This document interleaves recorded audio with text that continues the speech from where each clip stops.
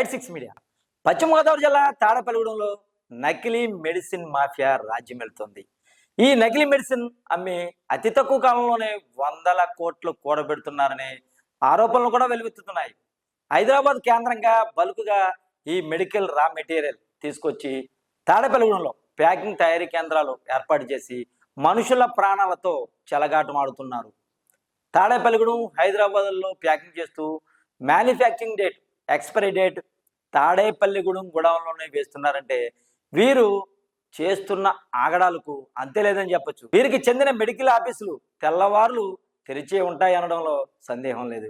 ఎందుకంటే తెల్లవారుజామున ఆ మందులను వేరే ప్యాకింగ్ చేస్తారు. తెల్లవారులు ఆ షాపులను గురకావాలా కాపలా కాస్తుంటాడు. షట్టర్లు మాత్రం తీసే ఉంటాయి. అసలు ఒక మెడిసిన్ తయారు చేయాలంటే డ్రగ్ కంట్రోల్ నుండి ఎన్నో పర్మిషన్లు అవసరం అవుతాయి. కొన్ని జంతువులకు మనుషులకు శాంపిల్ చేసి అది సక్సెస్ అయిన తర్వాత కేంద్రం మెడికల్ కంట్రోల్ బోర్డు నుండి లైసెన్స్ పొందాలి. అవేమీ వీరికి అవసరం లేదు. ప్యాంట్రప్జోల్, అసిక్లోఫెనాక్, మల్టీవిటమిన్స్, పారాసిటమాల్ వంటి మందులు తాడేపల్లిగూడెం మెడికల్ మాఫియా తయారు చేస్తుందని సమాచారం అయితే ఉంటుంది. ఈ మందులు తాడేపల్లిగూడెం నుండి నల్లజర్ల వెళ్లే మార్గంలో ఒక పెద్ద హాస్పిటల్ వారు వాడుతుండగా అక్కడ రోగులకు రోగం నయం కావడంపై తాడేపల్లిగూడెంలో జోరుగా ప్రసారం సాగుతుంది. అవేమీ లేకుండా ఒక గొడవను ఏర్పాటు చేసి చీకటి గదిలో కూలీలు పెట్టి ప్యాకింగ్ చేస్తున్నట్టు కూడా సమాచారం. తాడేపల్లిగూడెం మెయిన్ రోడ్లో గల ఒక సందులో తెల్లవారుజామున 3 గంటలకు వీరంతా కూడా ప్యాకింగ్ చేస్తున్నారని, తెల్లవారులు ఆ షాపులు తెలిసే ఉంటాయని కూడా ప్రజలు చెప్తున్నారు. విజయవాడ, హైదరాబాద్, విశాఖపట్నం, శ్రీకాకుళం, చెన్నై వరకు కూడా ఈ నకిలీ మెడిసిన్ చేరవేస్తున్నట్టయితే సమాచారం ఉంటుంది. తాడేపల్లిగూడెం చెందిన ఇద్దరు అన్నదమ్ముల పేరు మీద ఒక ఏజెన్సీ లైసెన్స్ ఏర్పాటు చేసి ఈ నకిలీ మెడిసిన్ దందా సాగిస్తున్నట్టు కూడా మనకు తెలుస్తుంది. ఈ తాడేపల్లిగూడెం నుండి ఉభయ తెలుగు రాష్ట్రాల్లో అనేక ప్రాంతాలకు ఈ నకిలీ మెడిసిన్ సరఫరా చేస్తున్నారని, ఇవన్నీ తెలిసిన మెడికల్ అండ్ విజిలెన్స్ వారు కూడా చోద్యం చూస్తున్నారని తాడేపల్లిగూడెం ప్రజలు చెవులు కొరుక్కుంటున్నారు. అనతి కాలంలోనే ఈ మెడిసిన్ మాఫియా డాన్ 100 కోట్లకు పైగా ఆస్తులు సంపాదించినట్టు కూడా సమాచారం ఉంది. తెలంగాణ రాష్ట్రంలో పాలవంచకు ఈ నకిలీ మందులు పంపుతూ మెడికల్ షాప్ యజమానులకు ఈ మెడికల్ మాఫియా డాన్ పండూరి మామిడి పండ్లు కూడా తెలంగాణ రాష్ట్రం పాలవంచకు ఈ నకిలీ మందులు పంపుతూ మెడికల్ షాప్ యజమానులకు గేలం వేస్తున్నాడు.